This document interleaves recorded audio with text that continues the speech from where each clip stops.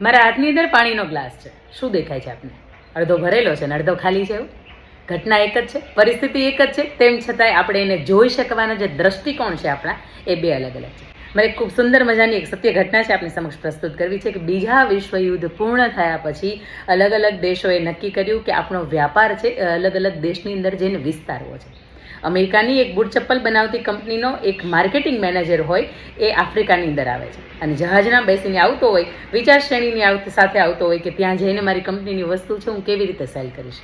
અને એ જ જહાજની અંદર એક જાપાનની એક બૂટ ચપ્પલ બનાવતી કંપનીનો માલિક છે, એણે પણ એના પોતાના એક માર્કેટિંગ મેનેજરને મોકલ્યો. બંનેની વિચારશ્રેણી સેમ હતી.